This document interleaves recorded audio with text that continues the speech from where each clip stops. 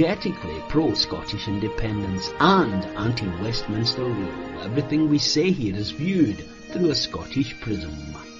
Brought to you by Barhead Boy. Hi folks, and welcome back to Through a Scottish Prism midweek special. Nice to have you here. I hope you and yours are well, and you're all getting all geared up for Christmas, I'm sure. Busy, but nice of you to join us. I'm delighted, absolutely delighted today. You know, as you know, we try to bring you people from all over the globe from different perspectives, because when our day comes, when we go into that world, we have to know what's happening out there, and we have to know who we want to be friends with and who we shouldn't be friends with. And it's great to get different perspectives. And I'm delighted to say I have got an absolute gem for you today. Well, I'm joined by Colonel Ann Wright, retired of the US Army.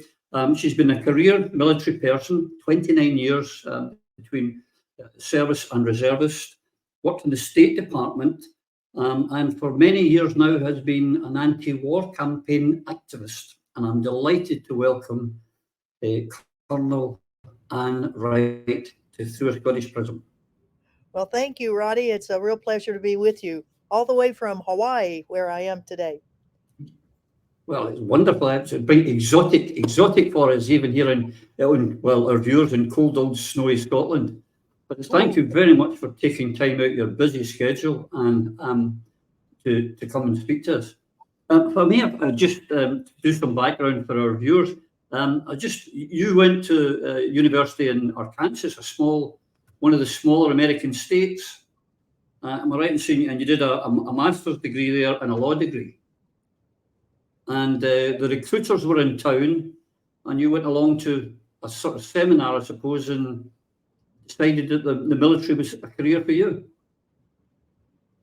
Well, I ended up joining the Army right after the university, a bachelor's degree, and then ended up staying much longer than I ever thought. I joined the Army not because I was for the war in Vietnam, and that's when I joined, but I just wanted to get the hell out of the state of Arkansas, where I was growing up. And so, like so many young people that end up in the military, it's not that they think that the country is correct in all of its warmongering, but they just need it for education, to get away from families, to do a variety of things. And that's how I ended up in it. And then I ended up staying a long time. And then after that, I was in the U.S.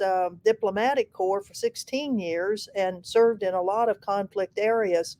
So my decision to resign 20 years ago over the war on Iraq in 2003 came as quite a surprise to my family and to my friends that were in the government. It's like you spent your whole adult life in the government, and now you're getting out and opposing government policies. So I'm doing it with great vigor, though, I'll tell you. Yeah, so I've researched on you. So am I right in saying when you're in the Army, your actual job is about, if I just get it right, so I don't think it was in special operations and civil affairs, so that when the US invaded other countries, you were there to see how you could protect the infrastructure, the sewage, the electricity. That was your job, to try and keep that free from shock and awe, shall we say? Well, that's right. The military does have that aspect, or the units in it that are supposed to help ameliorate the horrors that come from combat operations. And the military plans that the U.S. has, and they have a military operational plan for virtually every country in the world. So Scotland, be careful what you do. The U.S. may be after you on something. But in each one of those plans is a section of how you try to prevent civilian casualties and prevent destruction of civil infrastructure. And we see, like right now, what's going on in Gaza. Holy smoke. Boy, the Israeli military doesn't have anything like that, nor did the U.S. military follow its own guidelines in the wars in Afghanistan and Iraq. And you went on to when the diplomatic corps, you opened up, for example, the Kabul American embassy. You reopened and closed, or was it? Well, that's right. in 2001, in December of 2001, the U.S. government made a decision to reopen the U.S. embassy that had been closed for 12 years. And I was on the small team of 5 people that flew into Kabul to reopen that embassy. I had been involved in a lot of conflict areas during my not only my military time, but my diplomatic time. I had been in U.S. embassies in Nicaragua, Grenada, Somalia, Uzbekistan, Kyrgyzstan, Sierra Leone, Micronesia.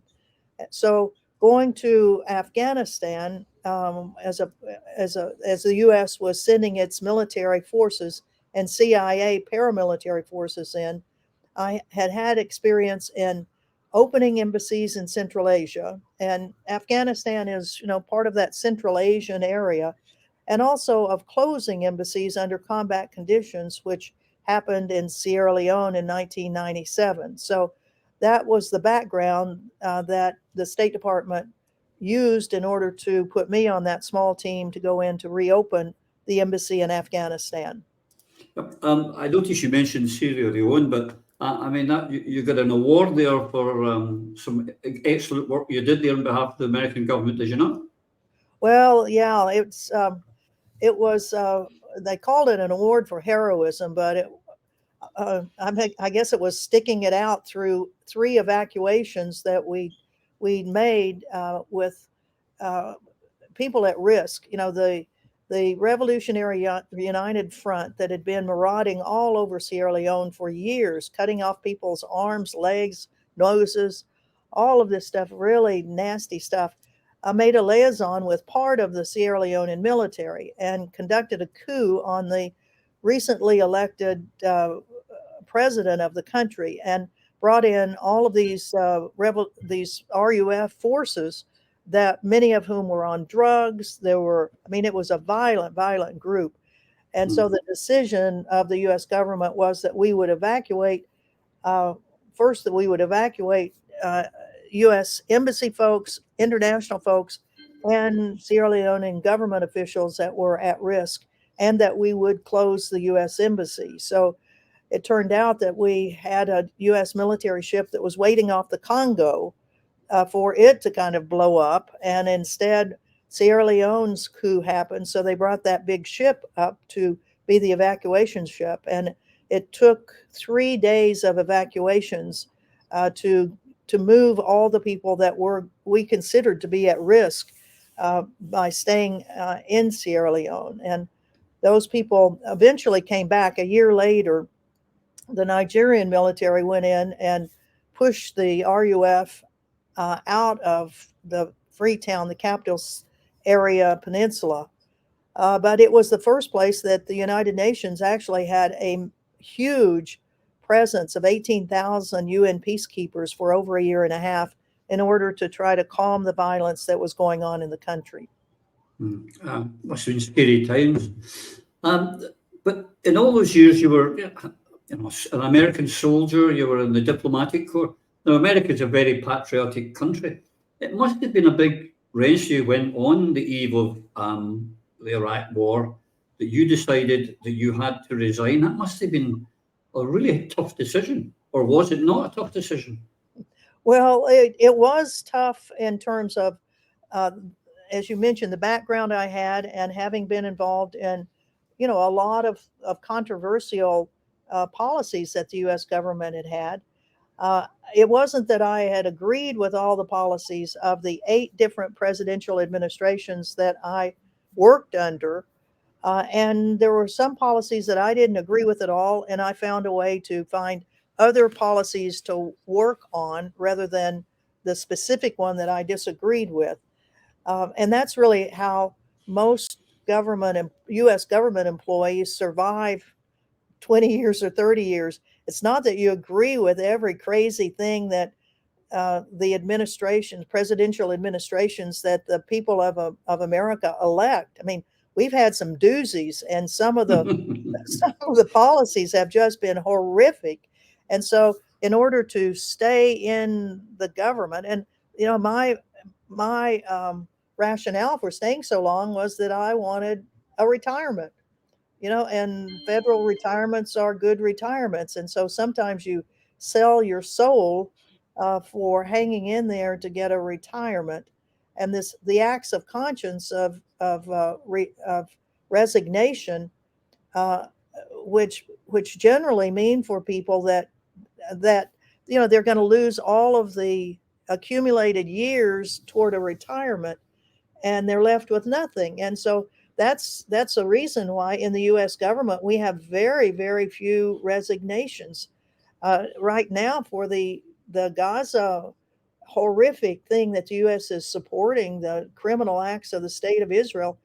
While there are hundreds, if not thousands, of government employees that have signed petitions to the Biden administration, both in the White House staff, the State Department staff, congressional staffs, USAID staffs, all of these people are saying you've got to make sure that there is a ceasefire and stop the killing. But so far, we've only had one person that's taken the big step to resign. His name is Josh Paul, and he resigned just as the war was starting, and saying that the U.S. State Department was not following its own regulations about how you allow other countries to get either military loans or grants. And for the state of Israel, he said the State Department was just funneling stuff through without any discussion about human rights violations and protection of civilians. So he is the only one so far that has given up his retirement and resigned. Yeah. You say, you have a few doozies. Listen, the UK, we've had our share of fair doozies as well. So I wouldn't beat yourself up. Some of our leaders have been pretty bad as well. Yeah. But on the question of what's happening now in Israel, you resigned, as I say, back from the Iraq war, and it sort of threw you in another direction, the exact opposite, where you became anti-war activist. Well, that's right. Once you resign over a principle, like the principle of there shouldn't be a U.S. war on Iraq, then it took me a while to get my footing in terms of how I, as a former government employee, decided to speak out other than my resignation statement. So it took a while, but I finally started doing a lot of public speaking. And in the last 20 years, I've been involved now in a lot of different causes and challenging my own U.S. government's policies on specific issues around the world. Yeah, I did read somewhere, I might not to embarrass you, but I believe in your first couple of years of being an anti-war activist, you were arrested 5 times for different things. Good on you. Well, yes, I have been arrested, and in fact, I think for statements in the U.S. Congress, disrupting congressional hearings, disrupting by, as a citizen, standing up in the hearing and saying, this war has to stop, or ceasefire in Gaza. This was the last time I got arrested, which was about a month ago, standing up when Tony Blinken, Secretary of State, and Lloyd Austin, the Secretary of Defense, were together in one room in the Congress, and they were having a hearing on the Middle East. And so when there are opportunities where you actually get to be in the same room with these policymakers, and it certainly doesn't happen often, then taking the opportunity to stand up and, as a citizen, give them a piece of your mind. Well, it doesn't take long before the police are right there with you and grabbing you by the shoulder or whatever and escorting you out. Over the years, though, we've gotten to know the police. We've been arrested so many different times. We know many of these guys by name, and sometimes they slowly arrest you. Sometimes they may be, it seems like they're kind of in agreement with what statement that you're making, and they are very slow to come over to get you. And then it takes them a while to pull you out of the center part of the rows where you sit. You always there's a strategy to this. If you're going to disrupt Congress, you sit in the middle of a row so that they have to lean over lots of people whose legs always go out to kind of impede your exit. And then as you start walking out, you can still, make your statement. And during this time, the whole room is quiet and your voice is heard. So I've been arrested, probably 20 times in the U.S. Congress for doing that. And, some of the Congress people, of course, who are opposed to your point of view, hate for protesters to do this. But it's amazing the number of times that we see in the hallway congressmen and women who agree with us and kind of go thumbs up. Thank you for being there. We appreciate your voice. So for any of you Scots who are watching now, you've been given some tips if you decide to do some civil disobedience at Holyrood or Westminster. Get into a middle row, get far down. You've been given it from an expert here. On this, you've been against all of these wars. One of our regular guests on the show is an ex-British ambassador, Craig Murray. I don't know if you've heard of Craig Murray, but he resigned on a point of principle. He wasn't allowing rendition flights into his embassy or torture, and he resigned. And he's very big for Julia Assange. He's a big supporter of Julia. But he said, our politicians in the West and our media have been captured by the Israeli lobby, but the people haven't on this occasion. I've been so surprised with Ukraine and with Israel and Palestine. The lies of the media, the misinformation, it's beyond anything I've ever seen before. Would you agree with that? Well, yes, I would. And I agree with Craig Murray. I know him personally. After he resigned he was the ambassador in Uzbekistan. Uzbekistan, yes. Yeah. And then, he challenged the British government on what the Uzbeks were doing to their own people, like boiling them alive. And then the British government really wouldn't put any sanctions on Uzbekistan. And Craig stood up saying, you have to, you can't let this go on. Well, since Craig resigned and since I resigned, we've met together at many, many conferences for whistleblowers or for people that are dissenting from government policies. And we're both part of a group called Veterans Intelligence Professionals for Sanity. And even though neither one of us were actually in the intelligence arms of our government, we were both diplomats, but we have been grandfathered into this group. And so we meet each other usually when we give out awards to other people who have taken stands of conscience against government policies that they feel are wrong and criminal. So Craig is a great writer. He's a great speaker, and he talk about getting arrested. He spent some substantial time in jail. Yeah, he did. And he's now in Switzerland at the moment because the British government are investigating him for acts of terrorism. It's quite incredible.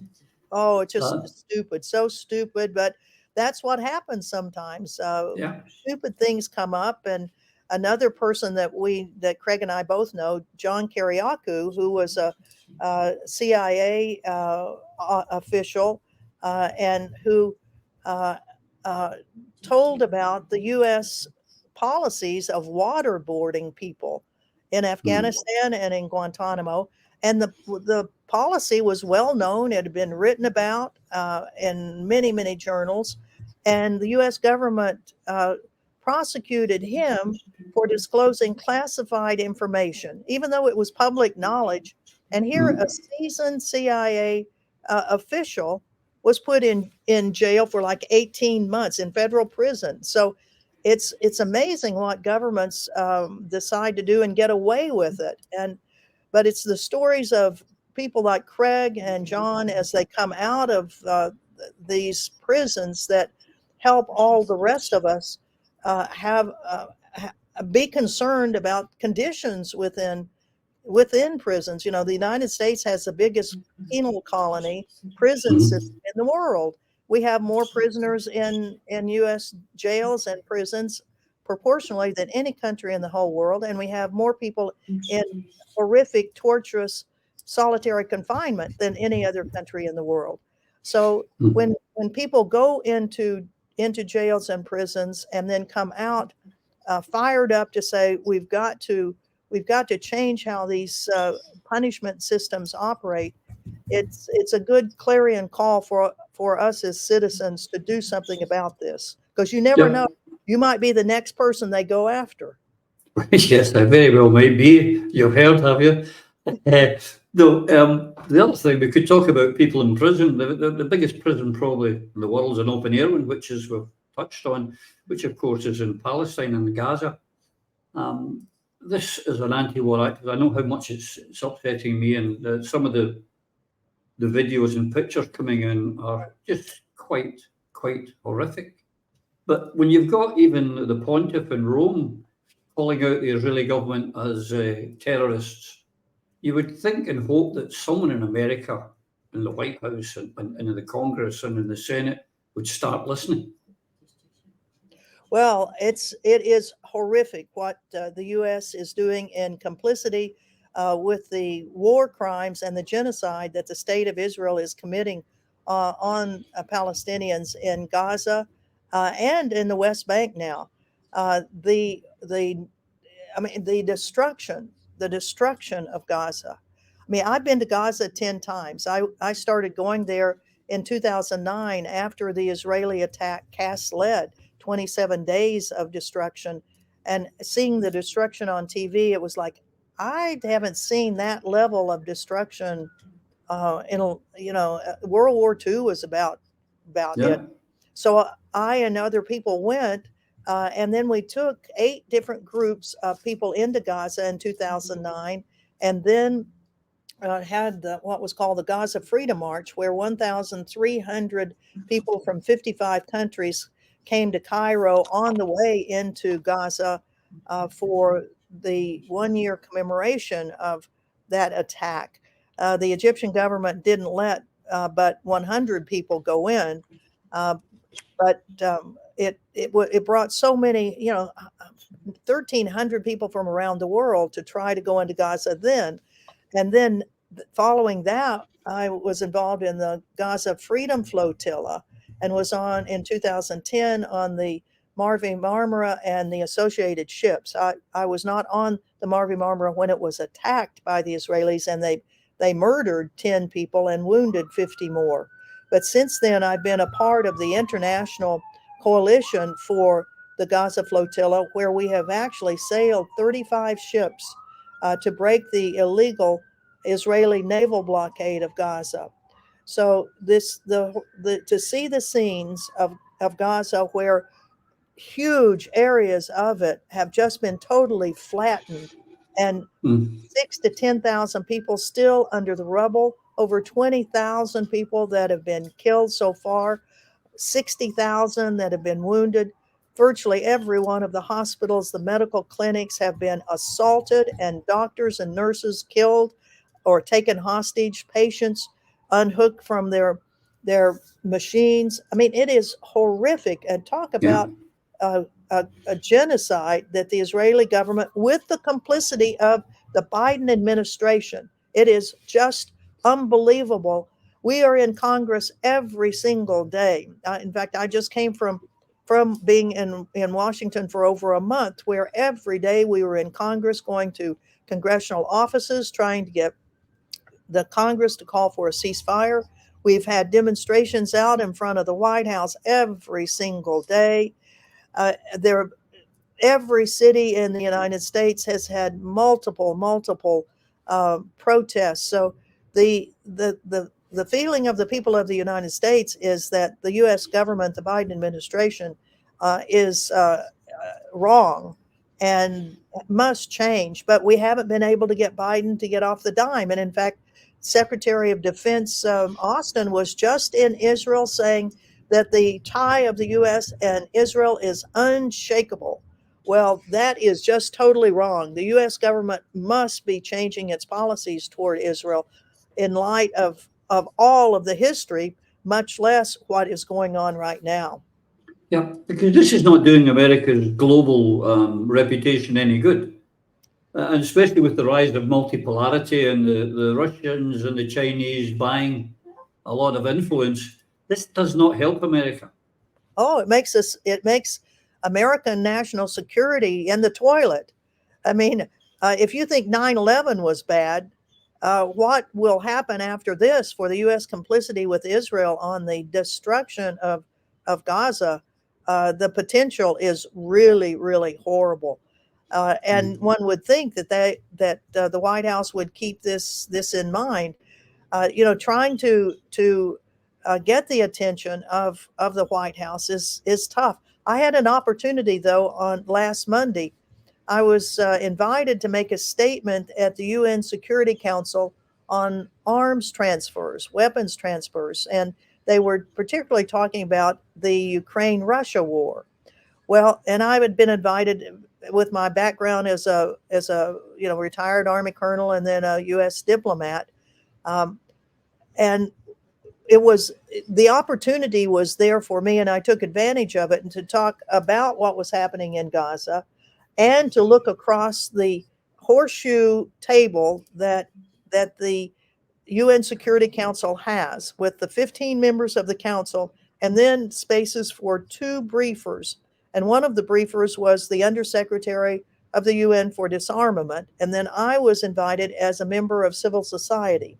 So I essentially let my own government have it in terms of, I criticize them on the huge weapons transfers that are going into Ukraine, the U.S. undercutting any peace agreement or peace discussions, and we know of at least 2 examples where the chancellor from Germany was trying to get a peace talks going, and also the foreign minister of the state of Israel had discussions going on, and the U.S. It's now known publicly the U.S. torpedoed those 2. So I mentioned that in my statement about weapons transfers, that first, if you keep transferring weapons, and you're never going to have peace. Secretary Blinken of the Secretary of State had recently made a statement saying, hey, weapons transfers are a win-win for the U.S. government.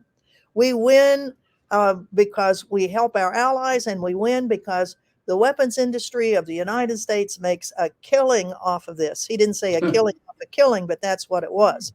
So here I was at the UN Security Council, right across from the U.S. representative to the UN, who the previous Friday had been the one person that vetoed the ceasefire resolution for Gaza. So I looked straight across at that guy and said, your vote at the UN last Friday on vetoing the ceasefire was shameful, and the American public will remember this, shameful.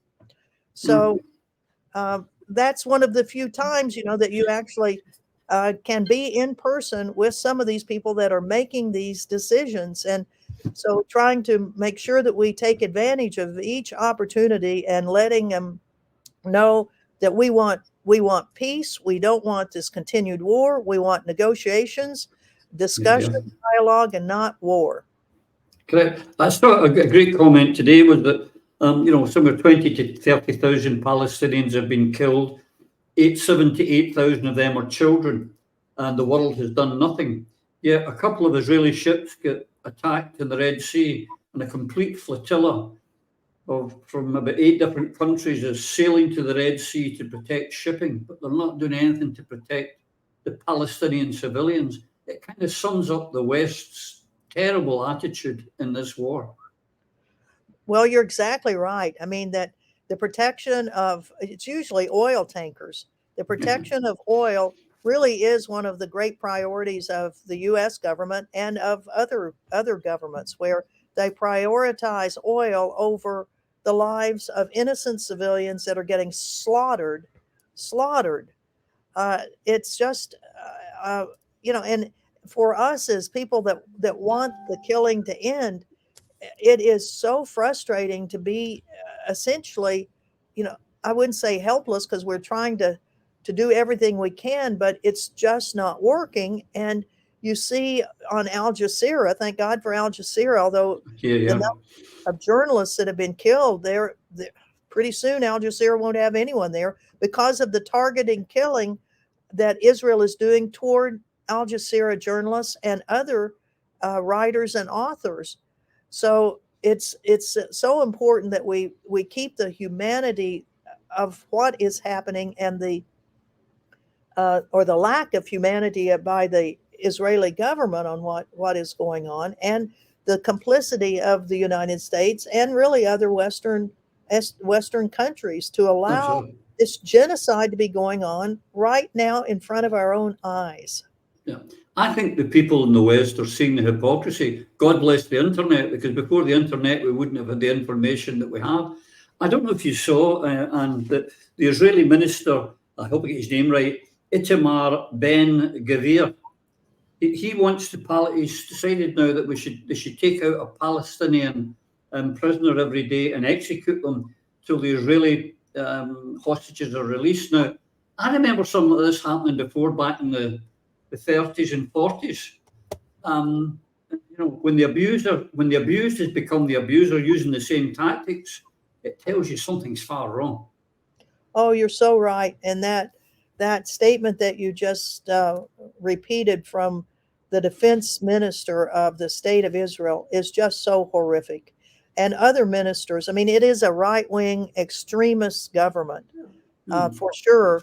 And they are showing in every statement how horrible they are, and how they're really willing to sacrifice the security of the state of Israel by what they're doing. I mean, I can't imagine that.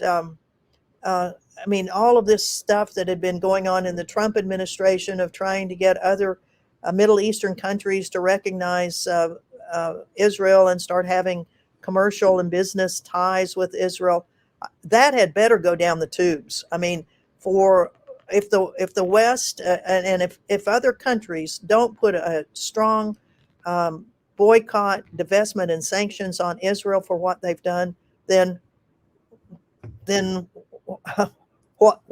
when would you ever do that? I mean, what the state of Israel is doing is so reminiscent of what was done to the Jewish populations during World War II and the extermination, of at least 7 million Jewish people and others by the Nazis. And the Israelis are using the same tactics. And I guess that's why we have so many people that are of Jewish ethnicity or heritage that are standing up to say that not in our name, that we do not agree with what the state of Israel is doing.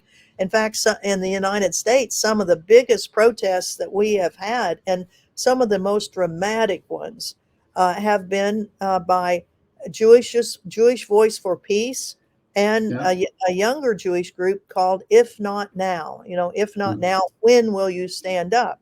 And they have had some just remarkable protests in Grand Central Station in New York City, one of the main transportation hubs.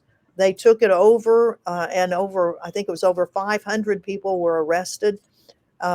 In Washington, we've done the same thing with Union Station, the train station. In the halls of Congress, we've had hundreds of people that have been in big atriums that have sat down and refused to leave and keep calling for ceasefires. We've had groups that have blocked bridges going in and out of New York City. In fact, on Hanukkah, the 8th day of Hanukkah, it was blockading 8 bridges that go into Manhattan. And then in San Francisco, on the Bay Bridge and the Golden Gate Bridge, there have been traffic blockages for ceasefire in Gaza. So, and many of these have been led by Jewish Voice for Peace and by If Not Now. So it's the population, the Jewish heritage community in the United States is definitely making a big stand against the policies of the state of Israel. We should make it clear that there's a big difference between people of the Jewish faith and Zionists. It's a completely different thing, and it's the Zionists that are the problem. It's not the people of Jewish religion. Indeed, that's right. It's sorry, on you go. Yeah, well, and the Zionists that put such influence on members of Congress in the United States, and AIPAC, the American Israeli Public Affairs Council, that has arm of it that is able to donate to political campaigns and to intimidate politicians, that if they don't vote for weapons to Israel and for laws that protect Israel from its crimes and prosecute people that challenge and criticize policies of the state of Israel. I mean, these folks are really, they're tough. And there's a group of Christian evangelicals who contribute to the Zionist project. So there's a lot of money that is raised to get members of the U.S. Congress and politicians at state levels to do the bidding of Israel. Here in Hawaii, the governor of the state of Hawaii, in kind of a secret memo, we didn't really find out about this until a couple of weeks ago. In 2022, the governor of the state of Hawaii signed a memorandum with the state of Israel saying that the state of Hawaii will have a strategic relationship with the state of Israel, which means police training for that Israelis will come to Hawaii, or Hawaii police will go to Israel to learn the techniques that Israel has perfected on Palestinians of control, of humiliation, of all the stuff that the Israeli government does to Palestinians. They're teaching police forces in the United States how to do that to your own community here in the U.S.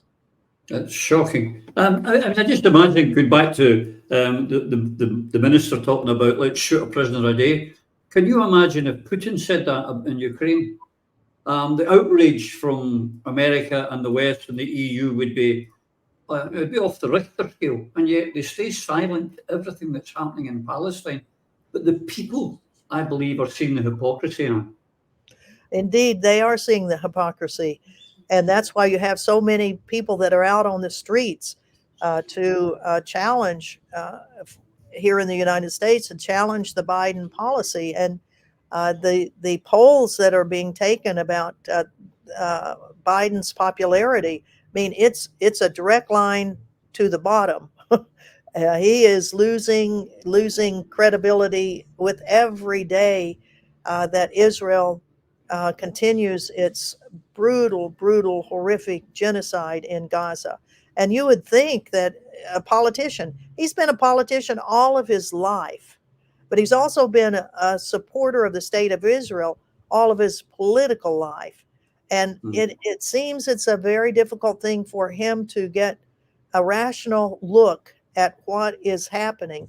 But you would think for his political future, if not for the saving of lives in Palestine, which should be the number one, his political future should be far in the distance. But as we know with most politicians, it's not. It's the number one thing. And he is seeing his future going down the tubes. Of course, here in the U.S., our political system right at the moment doesn't give us many choices. And the other choice, which looks like it's going to be Trump again for the Republicans, man, we're in a political mess here in the U.S. Yeah, well, we're not much better. We've got the Tories or the Labour Party. As someone said, what we've got, and I think it's the exact same in the United States, we've got the business party. And one time it's Conservative, one time it's Labour, one time it's Republican, one time it's Democratic. If you left and come back 10 years later and you didn't know, you wouldn't know which party the president or the prime minister was. They're the exact same. Yeah, it's true. And even now, they carry on the same evil policies. I mean, you would have thought that Biden, when he came in after being vice president for 8 years and then Trump coming in for 4 years and doing all sorts of terrible stuff. You would have thought that the Biden administration on day one would have had a list of things that they were going to cancel out that the Trump administration had done. One of them would be canceling all of the sanctions on Cuba, on Venezuela. They would want to reestablish relationship to talk about nuclear weapons or nuclear issues in Iran.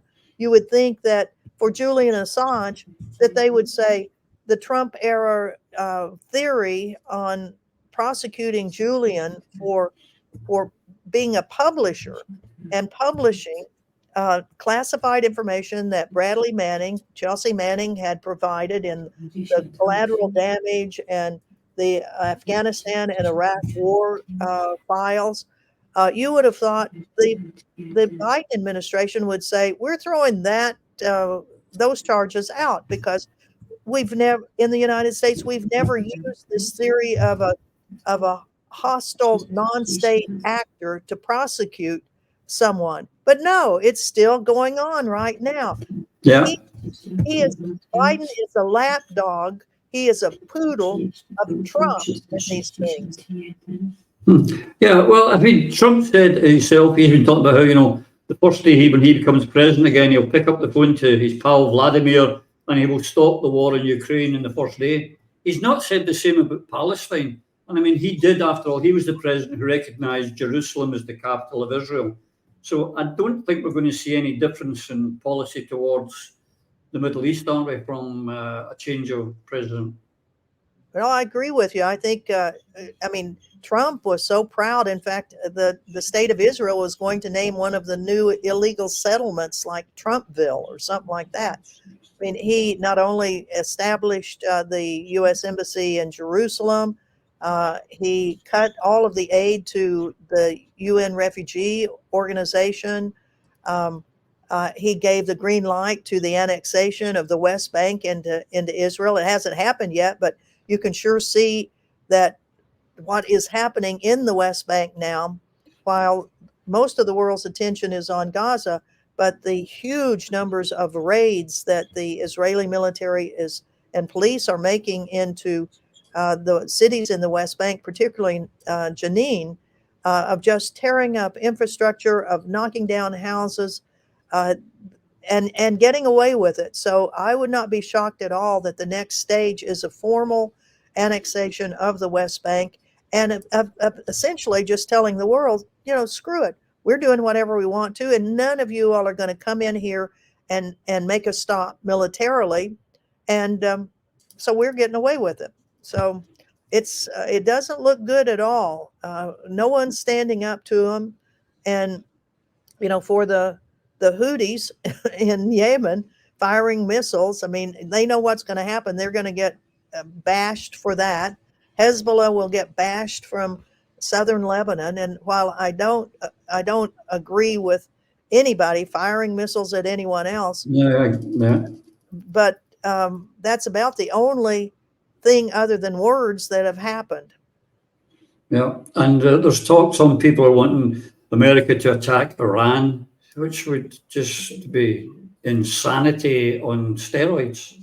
Oh, it certainly would. I mean, I don't know if you've been to Iran yourself. I've been several times. In fact, one of the benefits of not working for the U.S. government is that now I go to places my government says I should not go to. So, so Iran is one of those places, and there's alerts out from the U.S. government, don't go to Iran. But when you go there, the Iranian people don't want war with the U.S. They want to live in peace. Many of them would like to have a different style of government, but it's their challenge to have the kind of government that they want. But it's such a beautiful country. It's it's got human rights problems just like we have here in the United States. I've also been to another country that the U.S. definitely did not want me and a delegation of 30 women, international women, to go to, and that was North Korea. In 2015, I went to North Korea with a group called Women Cross the DMZ.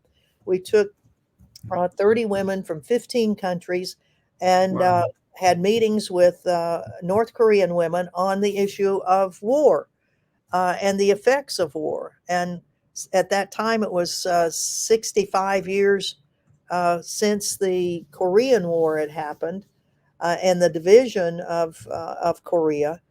And to hear, from North Korean women about their lives and how their government, feels it has to protect itself against South Korea and the U.S., which continually makes threats toward or make statements that the North Koreans feel are threats to their national security. And then after that, we were able to cross the DMZ by bus, only the third international group that's been allowed to do that.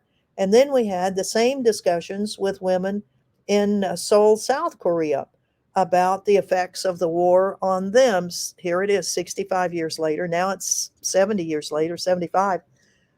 So that was really, really interesting to, to actually meet and talk with people, women and men, but primarily women, selected by the North Korean government, no doubt about that. But the stories of what happens and the legacy of continued confrontation are stories that are so common around the world. And on our delegation, we had women that were from Colombia, from the Philippines, from Africa, and from the United States.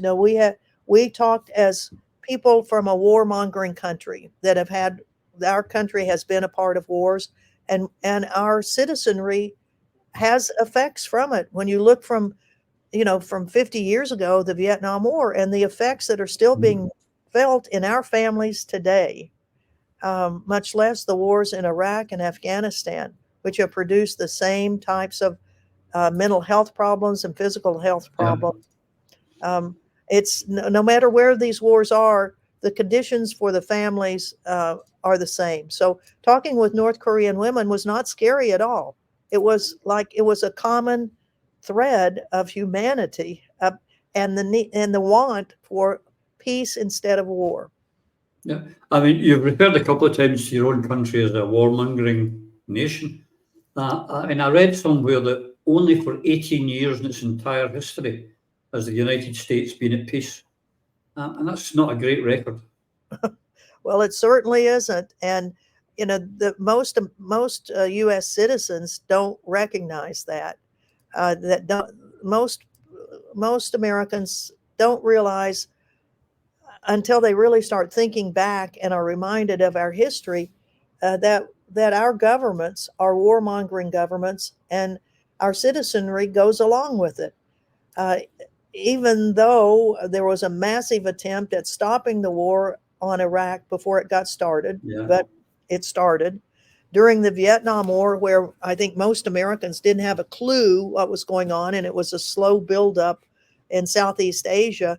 But finally, what brought the war to an end was the citizens saying no more, and military folks saying no more and going AWOL. So our history is a sordid tale of tragedy for not only our country, but many countries around the world that we have invaded and killed their citizenry.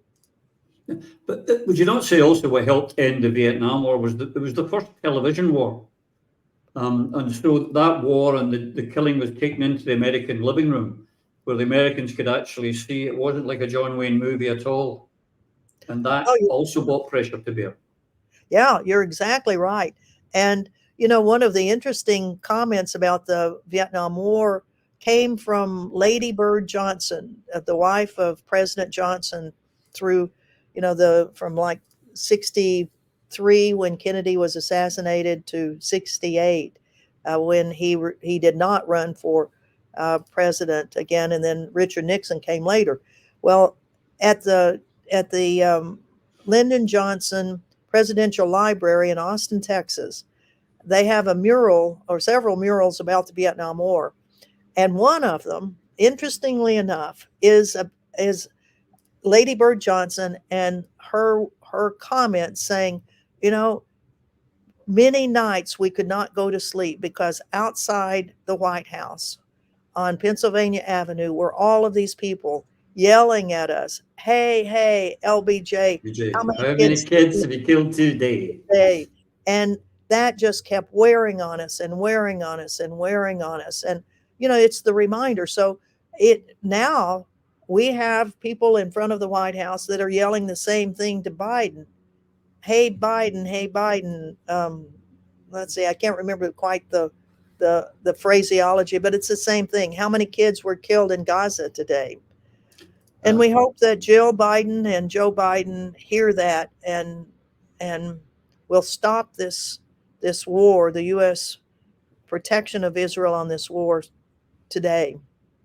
Well, we have to hope. I've got to say that hey, hey, LBJ, I shouted outside the American consul in Edinburgh back in the day. It was my first anti-war protest, and I've been protesting war since then. And of course, when the Russian tanks pulled into Ukraine in February of 22, I immediately was calling for a ceasefire, which immediately made me a pro-Putinist, of course. And I'm also a Holocaust denier because I'm asking for a ceasefire in Palestine. You must have encountered this where you're accused of being a traitor and anti-American and all that sort of stuff. Well, yes, of course I am. But quite honestly, I would say that the credentials of being an Army colonel and then a diplomat, those are things that I throw right back at people that call me all of these things.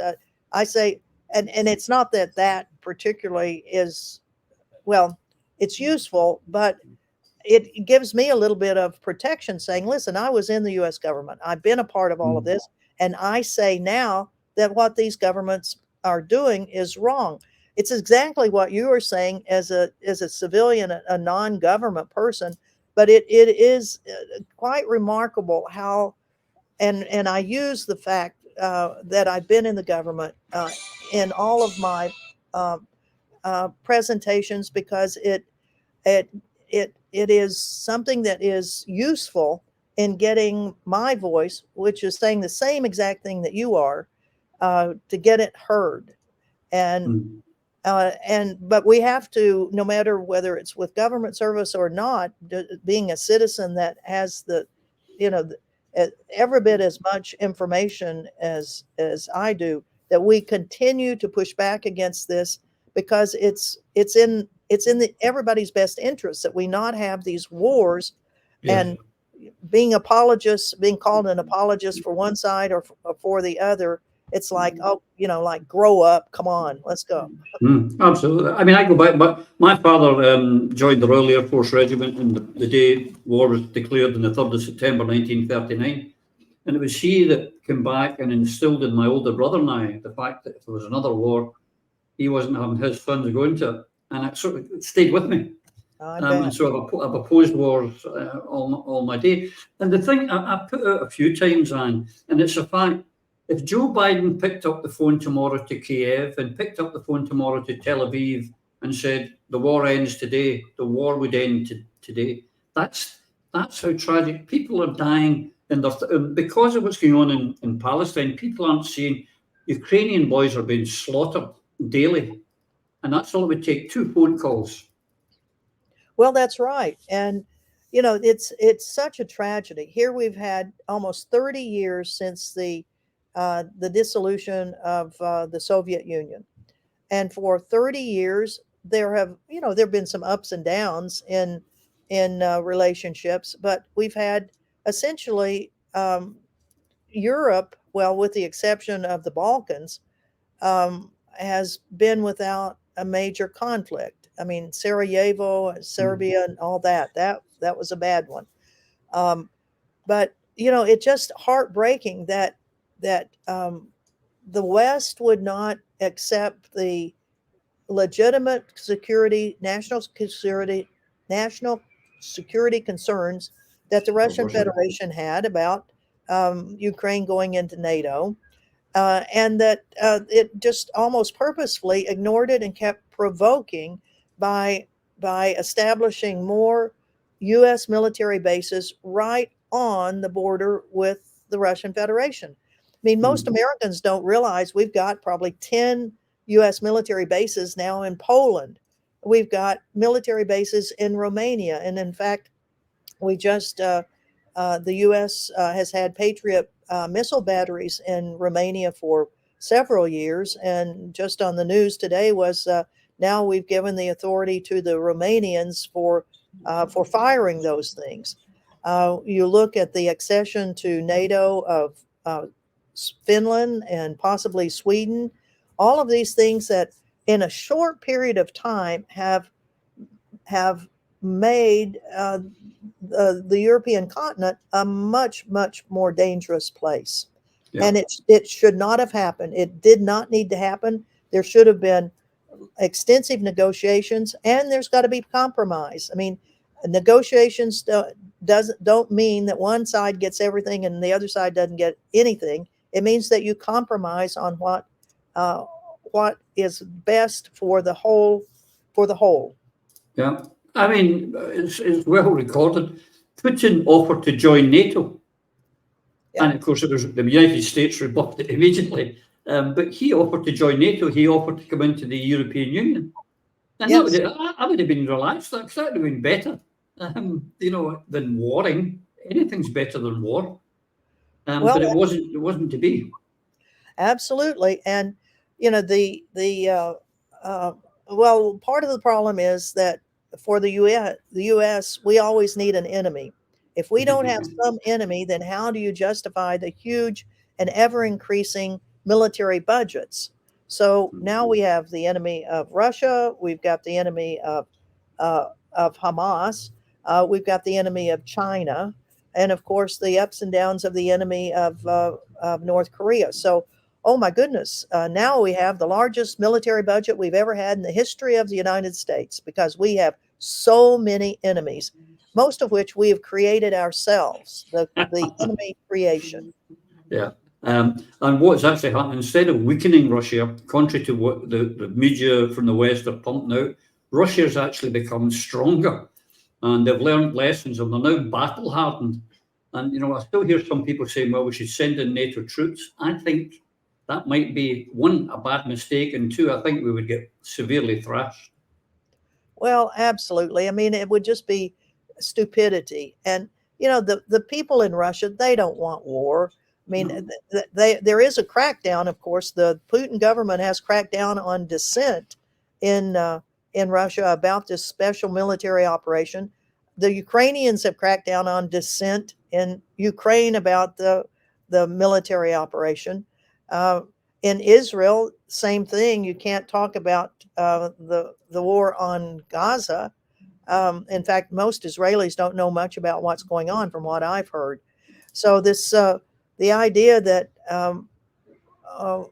that the West would think it should directly confront militarily and even think about having a land invasion into Russia is just ludicrous, just the stupidest thing in the whole world. But stupidity is not one of the things that cause people great pause in stupid decisions they make. Yeah, I think one of the big problems also is that nowadays that generation's grown, but there's no leaders left who've actually done military service, who really understand what it's about and what death is about. And as I say, it's not a John Wayne movie, the reality of combat.